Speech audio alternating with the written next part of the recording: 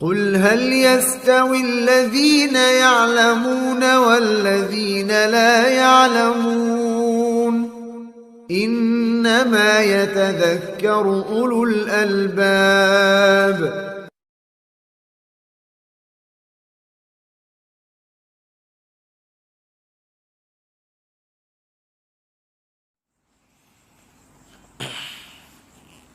Dan waqad sahhatil akhbar an Rasulillah sallallahu alaihi wasallam anna Allah taala yafrah bi taubatil 'abd farhan 'azima.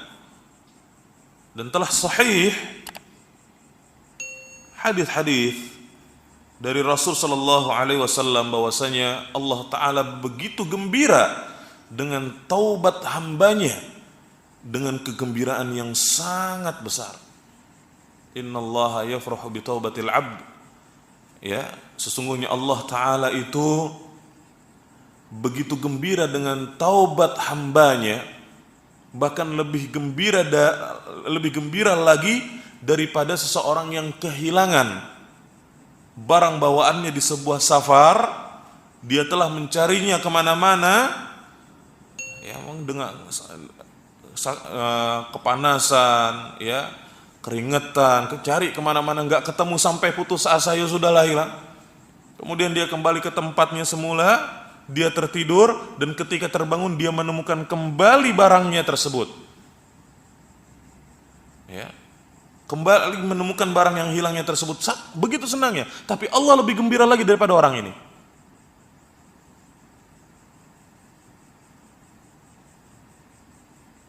Ya, Allah begitu gembira dengan taubat hambanya.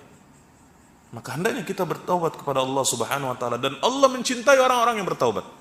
Ini faedah-faedah yang kita sebutkan, ya. Kita kumpulkan dari beberapa dalil. Di antaranya Allah ta'ala berfirman, yaitu di surat Al-Baqarah ayat berapa? 222, ya.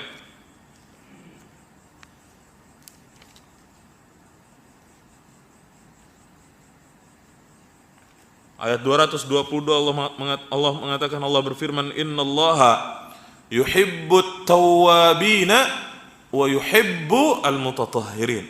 Sungguhnya Allah subhanahu wa ta'ala mencintai hamba-hambanya yang bertaubat, ya. Innallaha yuhibbut tawwabin, mencintai orang-orang yang bertaubat kepada Allah dan orang-orang yang senantiasa menjaga kesucian. Para ikhwah yang dirahmati oleh Allah subhanahu wa ta'ala, bertaubat itu penting.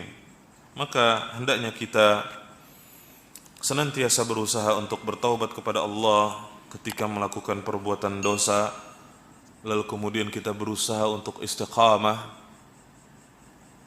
Berusaha untuk istiqamah setelah bertaubat kepada Allah. Dan pasti istiqamah itu sulit. Sangat susah.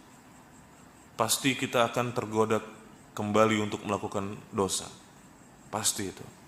Karena syaitan tidak henti-hentinya terus menggoda kita untuk melakukan perbuatan dosa, untuk melakukan perbuatan maksiat, untuk durhaka kepada Allah. Tidak henti-hentinya syaitan menggoda kita untuk seperti itu. Tidak henti-hentinya. Maka kita berusaha untuk istiqamah. Setelah kita bertaubat kepada Allah subhanahu wa ta'ala.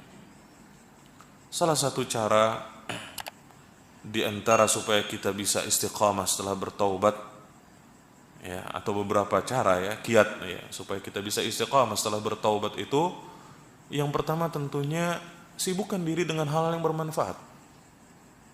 Seperti menuntut ilmu, ya, menghadiri kajian, mendengarkan kajian, membaca kitab-kitab yang berkaitan dengan dinul Islam, menambah wawasan kita tentang keislaman.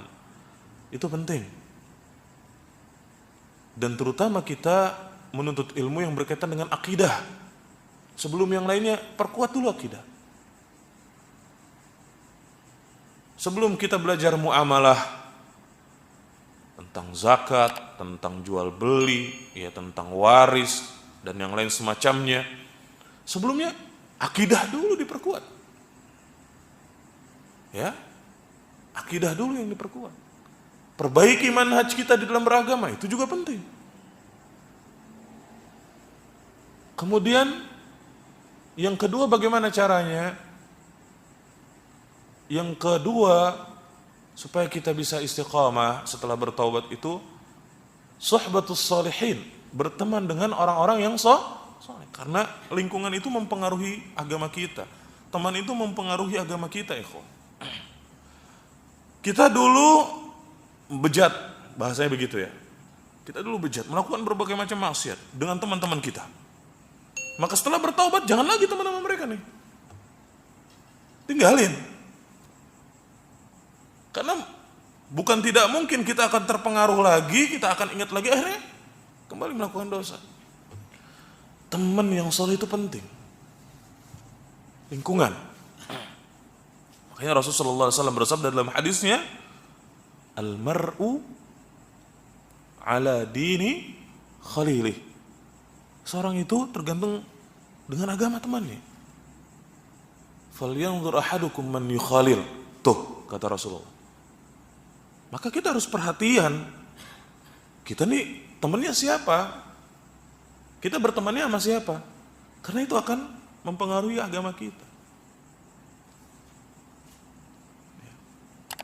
Ini penting kok. Dan yang tidak kalah penting adalah tentunya berdoa kepada Allah. Bahkan ini yang paling terpenting, yaitu berdoa kepada Allah supaya kita istiqomah, supaya kita dijauhkan dari keburukan, supaya kita dijauhkan dari maksiat. Kita minta sama Allah supaya kita diteguhkan hatinya di atas kebenaran, supaya kita kuat, ya. Dan ikhwah yang dirahmati oleh Allah Subhanahu wa taala, bertaubat itu jangan ditunda-tunda. Karena ada beberapa kesalahan di dalam bertaubat. Dan yang paling fatal adalah orang yang menunda taubat. Ya.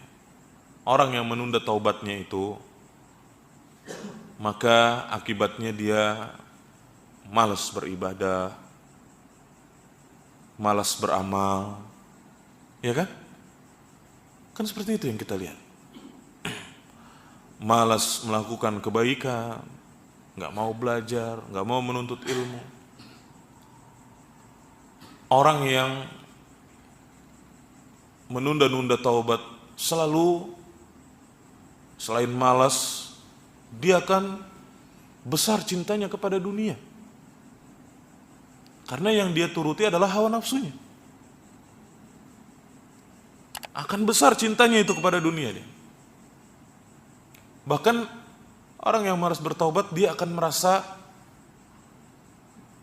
maksiat itu adalah sebagai zona nyamannya dia. Ya, dia nyaman bertaubat, dia merasakan kesenangan ketika bermaksiat. Dia merasakan kebahagiaan ketika bermaksiat. Ini bahaya, kalau udah sampai tahap itu bahaya. Wah, kayaknya enak nih maksiat, terus akhirnya menunda taubat. Bahaya. Ini akibat daripada orang yang suka menunda-nunda taubat kepada Allah Subhanahu wa taala dari perbuatan dosa dan maksiat.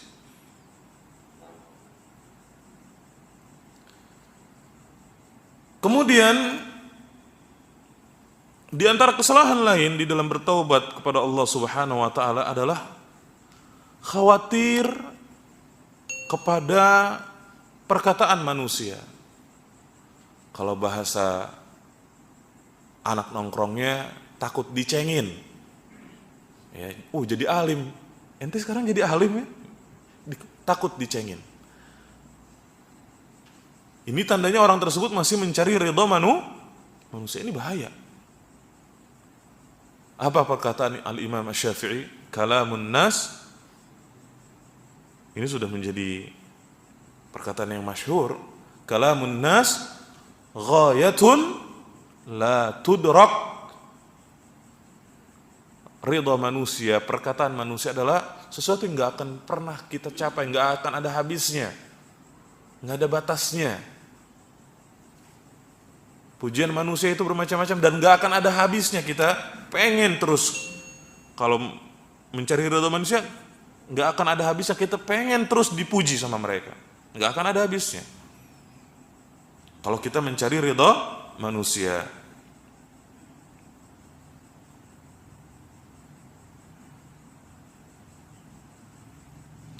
Dan tentu kesalahan lainnya sebagaimana tadi telah disebutkan dari surat Az-Zumar ayat 53, itu berputus asa dari rahmat Allah Subhanahu wa taala. Putus asa dari rahmat Allah. Ini bahaya. Ya, sehingga orang yang berputus asa dari rahmat Allah berprasangka bahwa dosanya tidak diampuni Allah Subhanahu wa taala, akhirnya dia terus melakukan dosa. Ini bahaya. Maka kita harus saling menasehati ikhwah. Kita harus saling mendakwahi, ya, kita ingatkan saudara-saudara kita yang melakukan dosa, berbuat maksiat, diingatin. Kita saling mengingatkan, tegakkan amar ma'ruf nahi munkar. Karena itu ciri umat terbaik. Kuntum khairu ummatin ukhrijat linnas ta'muruna bil ma'ruf wa tanhauna 'anil munkar wa tu'minuna billah. Ya. Ciri umat terbaik itu adalah mereka yang mau menegakkan amar ma'ruf nahi munkar dalam keadaan beriman tentunya. Man ra'a minkum munkaran falyughayyirhu biyadihi fa in lam yastati' fa bilisanihi fa in lam yastati' fa biqalbihi wa dzalika adhaful iman. Rasul juga memerintahkan seperti itu. Cegahlah kemungkaran. Ya, cegah kemungkaran. Paling tidak kalau kita belum memiliki kapasitas untuk mengingkari kemungkaran dengan lisan, apalagi dengan tangan, ya dengan hati. Dengan cara menjauhi perbuatan mungkar yang sedang dikerjakan oleh orang lain. Faedah hadis, mungkin di kitab enggak dibawain, tapi saya membawakan faedah hadis. Yang pertama, bahwa taubat itu adalah sebab yang mendatangkan keberuntungan, kemenangan dan kebahagiaan. Lianna la falaha wa la najata illa bitaubah. Sebagaimana hal ini diungkapkan oleh para ulama. Tidak ada kemenangan, tidak ada keberuntungan dan kebahagiaan yang bisa diraih oleh seseorang kecuali dengan bertaubat kepada Allah Subhanahu wa taala ketika mereka melakukan perbuatan dosa dan bermaksiat kepada Allah Subhanahu wa taala. Makanya Allah taala berfirman tadi di surat An-Nur, ayat 31,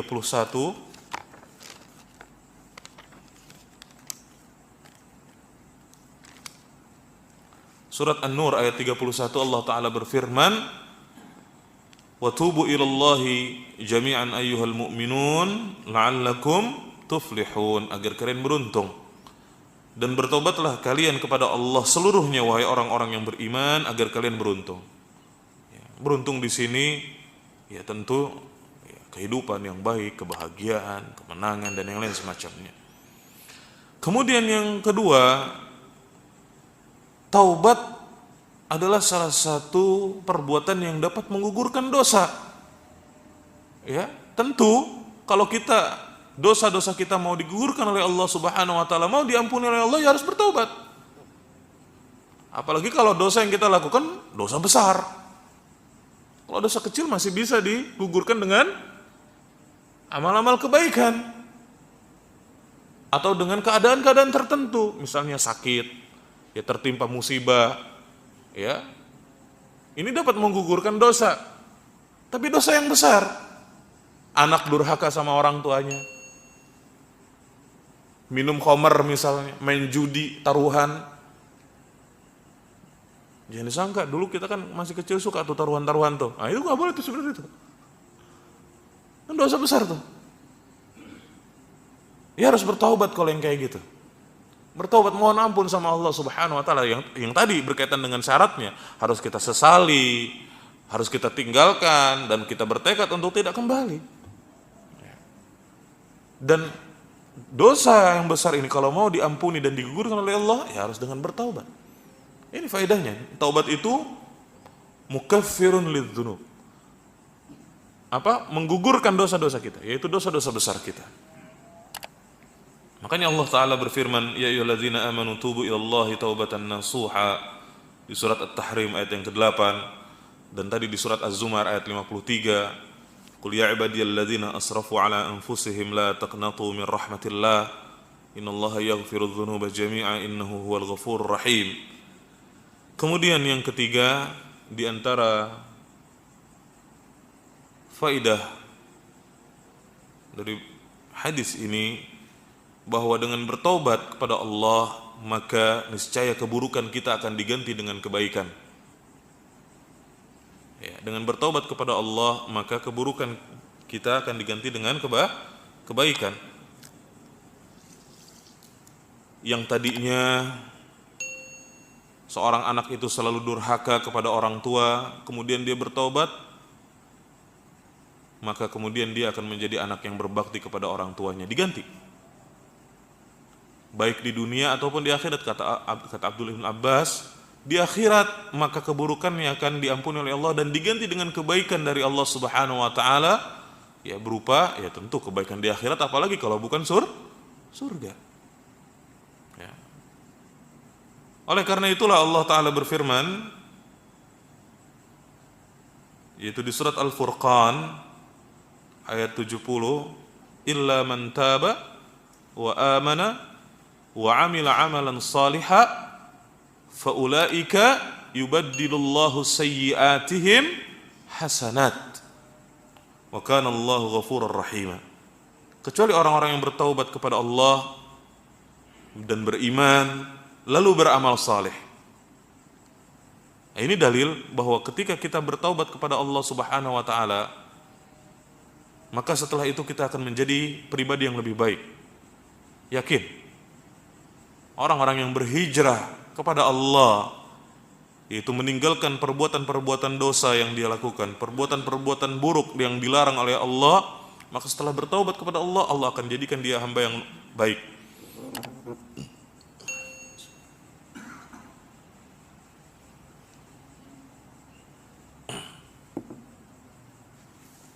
Faulaik, yaitu orang-orang yang bertaubat, beriman dan beramal saleh, mereka itu Allah gantikan keburukan mereka, yubaddilullahu sayyiatihim hasanat, dengan kebaikan.